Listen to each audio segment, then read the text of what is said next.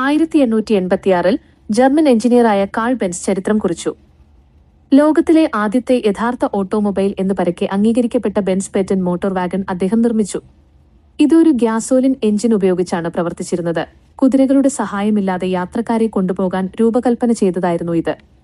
ഇതിന് 3 ചക്രങ്ങളും ലളിതമായ ഒരു ചട്ടക്കൂടും ചെറിയൊരു എഞ്ചിനും മാത്രമേ ഉണ്ടായിരുന്നുള്ളൂവെങ്കിലും അതൊരു പുതിയ യുഗത്തിന്റെ തുടക്കമായിരുന്നു. മനുഷ്യൻ ആദ്യമായി ആന്തരിക ദഹന പ്രക്രിയ ഉപയോഗിച്ച് പ്രവർത്തിക്കുന്ന ഒരു സ്വയംചലിത വാഹനം സൃഷ്ടിച്ചു. ഈ കണ്ടുപിടുത്തം ഉടനടി അംഗീകരിക്കപ്പെട്ടില്ല. പലരും ഈ വിചിത്രമായ യന്ത്രത്തെ സംശയത്തോടെയും ഭയത്തോടെയും നോക്കിക്കണ്ടു. അത് വലിയ ശബ്ദമുണ്ടാക്കുന്നതും അപരിചിതവുമായിരുന്നു. റോഡുകൾ അത്തരം വാഹനങ്ങൾക്ക് അനുയോജ്യമായിരുന്നില്ല. അവയെ പിന്തുണയ്ക്കുന്ന അടിസ്ഥാന സൗകര്യങ്ങളും കുറവായിരുന്നു. എന്നിരുന്നാലും ഈ വെല്ലുവിളികൾക്കിടയിലും ആ ആശയം ശ്രദ്ധിക്കപ്പെട്ടു തുടങ്ങി.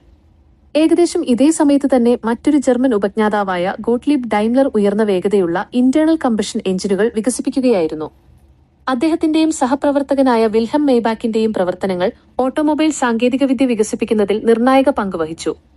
ബെൻസ് ഒരു സമ്പൂർണ്ണ വാഹനം നിർമ്മിക്കുന്നതിൽ ശ്രദ്ധ കേന്ദ്രീകരിച്ചപ്പോൾ ഡൈംലർ എഞ്ചിൻ പരിഷ്കരിക്കുന്നതിലും അത് കൂടുതൽ കരുത്തുറ്റതാക്കുന്നതിലുമാണ് ശ്രദ്ധിച്ചത്. ഇവരുടെ കൂട്ടായ സംഭാവനകൾ ആധുനിക ഓട്ടോമൊബൈൽ വ്യവസായത്തിന് അടിത്തറയിട്ടു.